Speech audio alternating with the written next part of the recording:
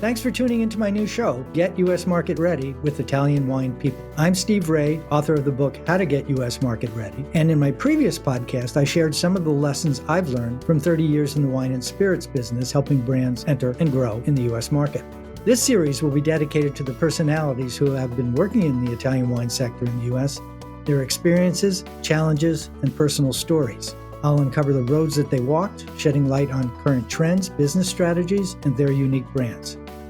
So, thanks for listening in, and let's get to the interview. Hi, this is Steve Raye, and welcome to this week's episode of the Get U.S. Market Ready with Italian Wine People podcast. Today, I'm pleased to have as a guest Paul Quaglini, who is the head Italian buyer at ABC Fine Wine and Spirits, a chain of about, 123 stores in Florida. And Paul and I first met on a trip to Italy. So, Paul, why don't you give us a little background on you and your experience in the industry, and we'll dive into the interview. Thanks for the introduction, Steve. Yeah, I've been with ABC for 26 years now. Long time. I was with the Ritz-Carlton Hotel Company for 10 years before that. I have a number of degrees, Quartermaster Sommelier 2, WSET 3. The one I'm most proud of is my Italy International Academy that I passed in 2017. Funny story, how we actually met, Steve, was that year was 2016, I believe. I was not planning on going to Italy, and I was in Miami at a Italy trade show tasting seminar. I really went to see Ian D'Agata talk about Grignolino and Tiamarasso. And after the tasting was over, I went up and I wanted to ask Ian a couple of questions. And Stevie Kim was standing next to him. And I honestly didn't know who Stevie was at the time. And the subject of Italy came up, and I explained that, my company is sending me to Provine this year, not Italy. And Stevie looked at me and her hair stood up. And I thought, oof. I didn't make a very good first impression on her. And about a minute later, she came back and asked for my business card and said, I'll see you at Italy. And sure enough, a day later, I had an invite in my inbox. So that's how we actually came to meet at Italy. I didn't know that. That's great to hear. Yeah, we won't talk much more about Stevie. When she commands, we all do. That's kind of the rule. Yeah, I guess the lesson is if you piss off Stevie, good things will come. Yeah, that's a great line.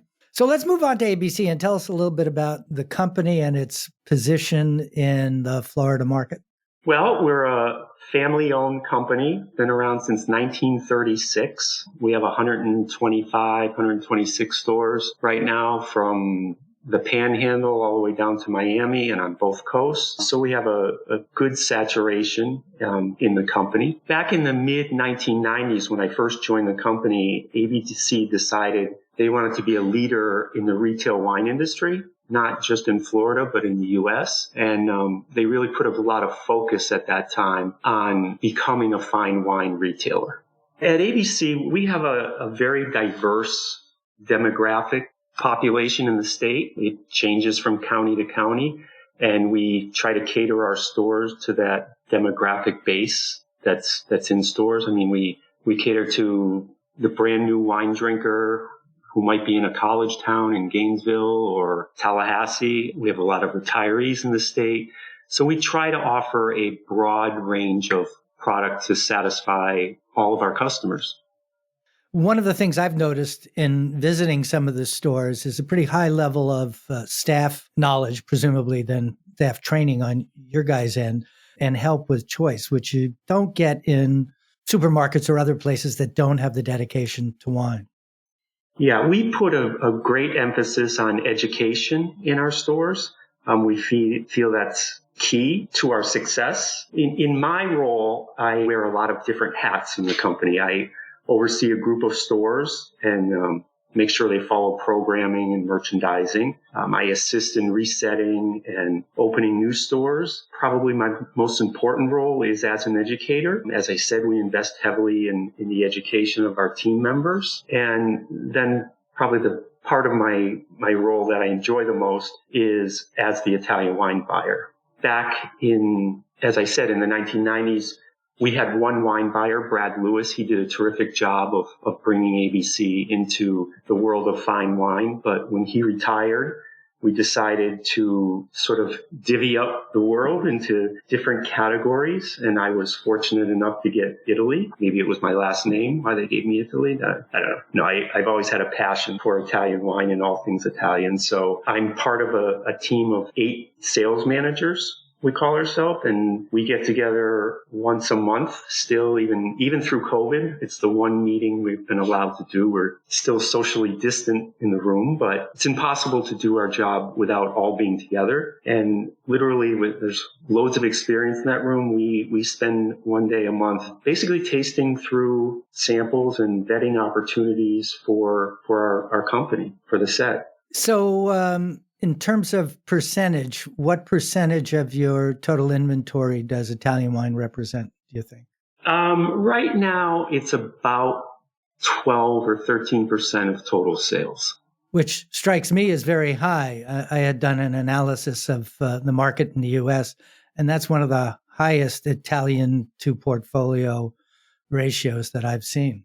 It is quite high. Of course, my colleagues, we're a great team together, but we're also somewhat competitive. So they always, because Italian wine by far, other than domestic U.S. and Washington State and Oregon wines, Italy is by far the country where we sell the most wine. But my colleagues like to always tell me, oh, we're not for Prosecco and Pinot Grigio. Your category would be just like ours. And I tell the French guy, I say, well, if it weren't for Champagne and Bordeaux, you would be, who can I pick on? Hungary. We're going to talk a little bit about some of the key factors that you use when you're evaluating wines, but the one that seems to get the most attention, at least initially, when I'm having conversations with anybody, is you got scores. What is the role of scores in the way you evaluate products? And do you prioritize, or is there a hierarchy of the scores that matter to you? Well, as a wine professional, wine lover, scores are always, we love them and hate them. We love them when they're good, and when they aren't so good, we're always like, geez, how did they only score that wine 88 points? But I think in general, the American consumer likes to see scores. It's a comfort factor. The Wine Spectator really kind of set the bar years ago with creating their 100-point rating system. And so, yes, it is a factor that we look at when we're evaluating a wine. On our shelf tags, they're a little 3x3 white shelf tag, and we try to put as much information on there without being too busy. Of course, we have the name of the wine, a brief description or tasting notes, a sweetness level, of course, the price, and then the rating, if one exists from one of the big publications here in the U.S. Interesting that you talked about the sweetness level. Now, I don't recall seeing that, although I was there. Well, it's a while ago now. It was over a year. But that's pretty unique. Tell me about that. Yeah, it's, again, Americans in general, they always claim they like dry, but they certainly do like some sweetness in their wines. And of course, sweetness is very subjective, but we just feel it gives them some sort of a guide for what type of wine they're bringing home. So have you created a tool or something? One of the ones that I'm familiar with is the International Riesling Foundation's sweetness scale, which looks like the one you see sometimes on coffee or tea brands. It's kind of like a slider scale. Yes, we classify wine from 1 being the driest to 8 being like a Sauterne or Trockenbeeren Auslese. And the majority of dry wines, in quotations, will be in that 1, 2, or 3 range. But then as you go into sweeter styles of wines, you'll see the 5s and the 6s. So do you score them based on residual sugar levels, data that you get from them, or what you guys taste? Both. We look at residual sugar, and literally on those days we taste, if we decide to approve a wine, we talk about sweetness level, what it's going to look like on the shelf, and then where we're going to put those wines. We spend a lot of time and effort trying to put the right wines in the right stores. Oh, stores. So you're not talking about shelf position or sections.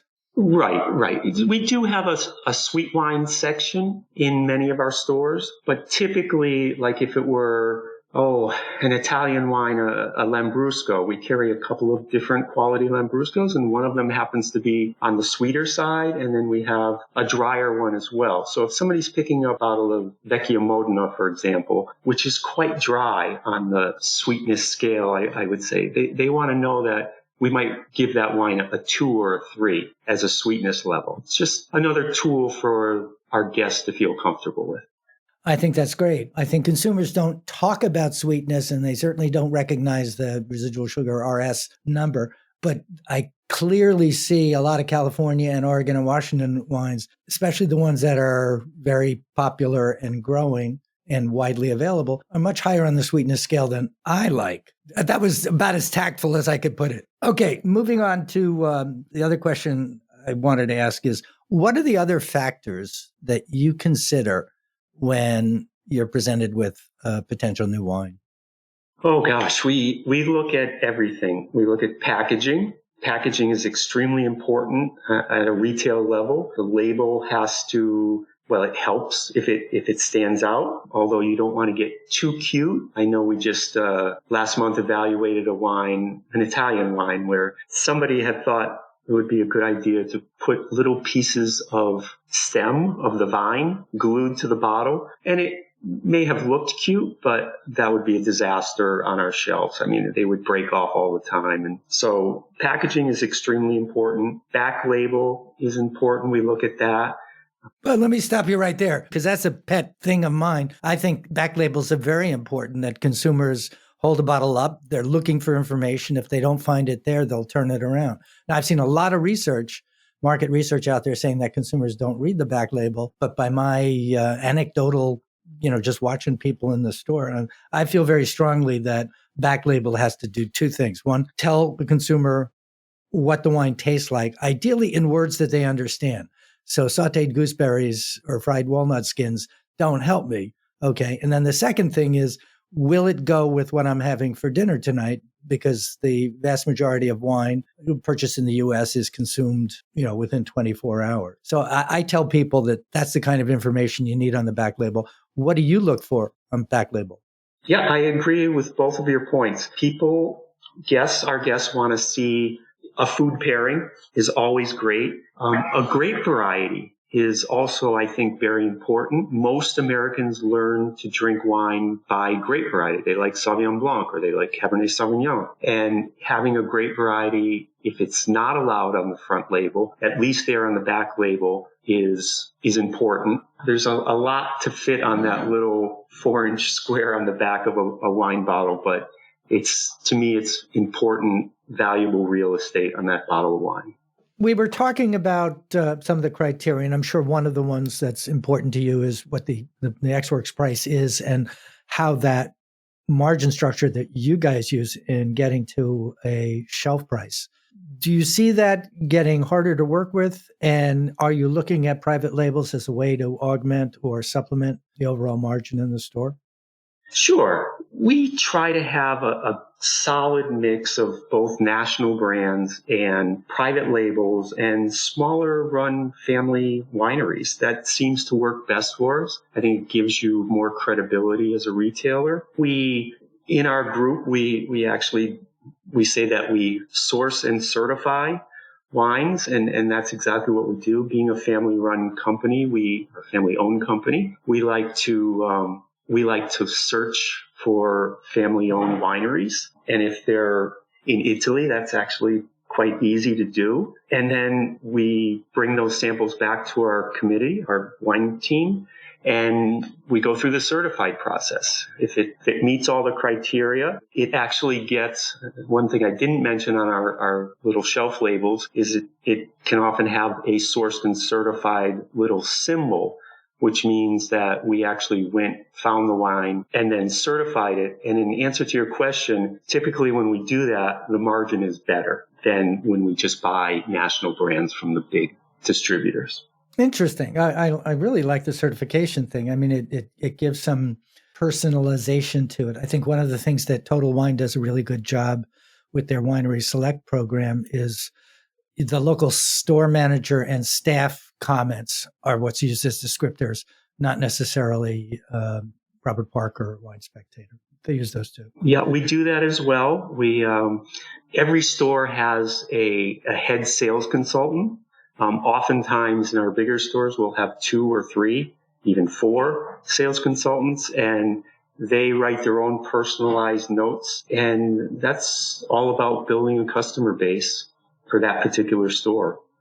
So when you're working with a new brand, and maybe we can divide them into 2 categories, talk about Italian producers. One might be just a farmer. He's producing enough that they can export, but at heart, he's a farmer. And then larger, whether they're co-ops or more conglomerates or more corporate, if you will, producers. What kind of expectations of support do you expect from them in terms of, literature, shelf talkers, copy for the website and e-commerce and all that kind of stuff? What do you expect as a package of tools?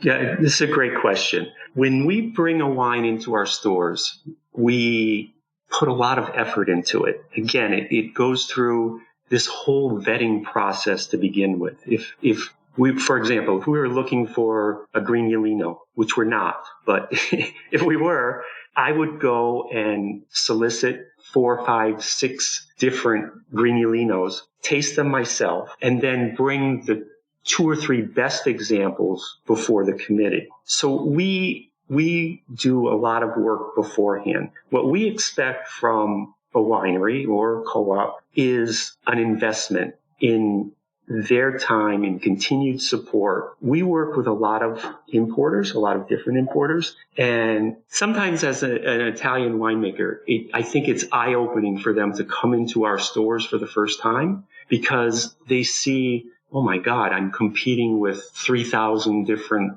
wine labels from all over the world. So it's important that they constantly try to keep focus on their wines. Again, we're going to do our part to make it successful. We have wine emotion dispensing machines in our stores that we'll sample a new wine on. But constantly keeping focus on your brand is very important. One of the importers we work with, Albarello Imports, we've had a relationship with them for 20 years. And every year, a group of winemakers that come in through Albarello to us they'll spend an entire week here in Florida, and they will do in-store tastings across the state. They'll pick 4 or 5 different locations.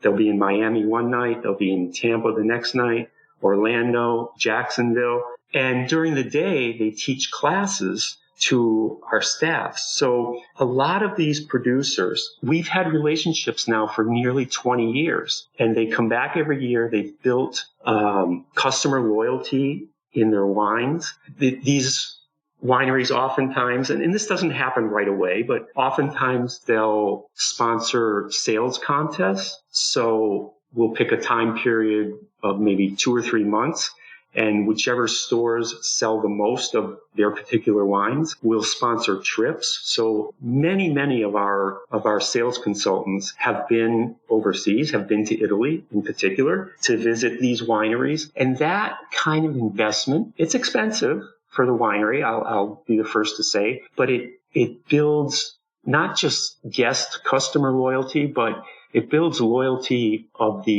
our team members in the stores, and they want to sell these wines because they want a chance to go back to Italy. Yeah, doesn't everybody? Have you been watching that Stanley Tucci series where he's going to 6 different regions? He just did Bologna last night. It was fabulous. Yeah, and they don't mention wine at all, but clearly wine and food, as you and I know, are paired together. You can't separate the two in Italy. Yeah, that's the thing I love about Italian wine the most is it's not just the wine, it's the history, the culture, the food, Italian hospitality, the stories, and that's what sells wine. There are a lot of places to buy wine in Florida. We all know that the grocery chains sell more wine than anybody. But if you can walk into one of our stores and have somebody hand you an artisanally made small boutique winery and have the sales consultant say, I was there 2 months ago, or I was there last month. It's a fabulous place. They have a bed and breakfast. You should go and visit yourself. It's a whole different kind of buying experience, in my opinion. Yeah. So that kind of raises a related question, which does come up a lot with Italy, is the influence and importance of native or autochthonous varietals. Problem, or I mean, is that an opportunity or an obstacle? You talked about Grignolino, for example. Yeah, I would say that before COVID, it was absolutely nothing but an opportunity. This whole past year has presented its challenges. Hand selling has been more difficult, but in general, I absolutely think it's an opportunity to turn people on to these indigenous, exciting grape varieties that people may have never tried before. And some are actually building some traction with us. I mean, 5-6 years ago, I don't think we carried any Falangina. And now we have a couple of different Falanginas that people have embraced. Our guests have really embraced, and they're solid performers for us now. So is it, obviously Falangina is relatively easy to pronounce compared to some Greek names like Aguritico and so on, but still in all, they're a challenge for people. Comments on that? They can be a challenge. Again, we do a lot of in-store tasting. In our stores, we have the wine emotion machines, as I said. And if you have a knowledgeable, experienced sales consultant in the store and they can offer a taste of a wine and say, this is Aglianico, and, get that in the guest's mind, then that guest likes to go home and taste with their friends and say, oh yeah, this is an Aglianico. Haven't you ever tried this before? It's fantastic wine. Yeah, it's that knowledge. The way I've phrased it is the way to market wines is to get people to tell your story in their words to their friends. And certainly social media has made that a lot easier and more powerful. But that brings us to our next subject, which is e-commerce, become really important with COVID and so forth. Where is ABC relative to e-commerce? Well, e-commerce was becoming a thing even before COVID. We were gearing up with BOPIS, buy online, pick up in stores was becoming popular. And then with COVID, it absolutely just exploded with all the online delivery companies. We've just recently actually teamed up with FedEx ourselves, and we're now offering free delivery on orders over $50 in the state of Florida. So I think we're the first and only major retailer who's using FedEx. And that business is just going to continue to grow. I don't see it slowing down even after COVID's gone. People, Amazon has spoiled all of us. We want everything delivered to the door. I just think there are some things that call me old-fashioned, but I like walking into a wine shop and speaking to my local wine consultant and maybe tasting something from the wine dispensing machine and having a conversation. And I know I'm old fashioned. A lot of people just like to press a couple keys on their phone and have the wine delivered. But we're well aware that it's important. So a follow-up question on that. One of the things I advocate to my clients is they need to put together a depository, if you will, of assets. So it would be high-resolution photos of the bottle, high-resolution of the photo curved on the bottle, flat, some pretty pictures of the vineyard, critics' notes, maybe winemakers' notes, food and wine pairing type things. Because all that is the kind of content people are looking for online. And there you have infinite space to cover that. Obviously, it's not just a 4 square inch shelf talker. Yes, absolutely. Website is something that in that list of factors on what we're deciding, if a company has or a winery has a good website, which everyone should in 2021, they must have a good website. Very important. Because we all know, walk into any of our stores and half of the shoppers, half of our guests are shopping with their phone and they're looking up on their phone, whether they're using a Vivino app or whatever it is. Many of them are looking for research. It's so easy today. So a good website is very important.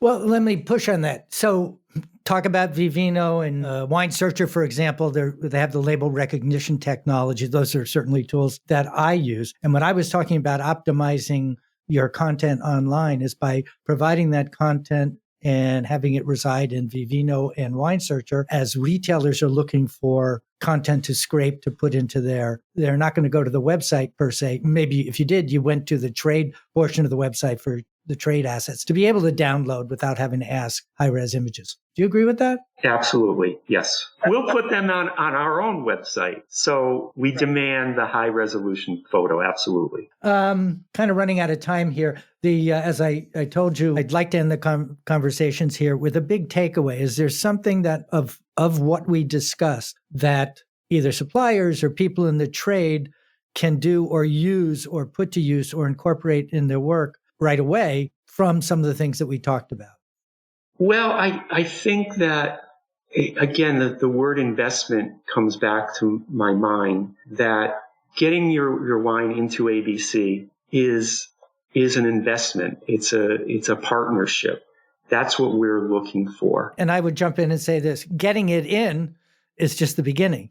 Getting it out is the objective. Absolutely. Absolutely. You can sell us a couple of pallets of wine, and if you don't do anything else besides that, we're still going to do our part. We're going to promote that wine. We're going to do what we can to make it sell. But if you want a long-term relationship, you need to invest in us. We want continued support. We want education. We want stories to tell our guests, so that when they walk out of an ABC store with a sourced and certified brand, they're thinking, wow, I got a really great bottle of wine. And a couple of comments that they can use when they're sharing it with their friends and say, let me tell you about this wine. Absolutely. A big thanks to Paul Quaglini, the Italian wine buyer at ABC Fine Wines and Spirits, a major chain in Florida, for sharing his time with us and also some of the insights on how the business works in the United States. So this is Steve Raye from Get U.S. Market Ready with Italian Wine People. Thanking you for listening, and we look forward to having you join us again next week. Paul, thank you. Thanks, Steve.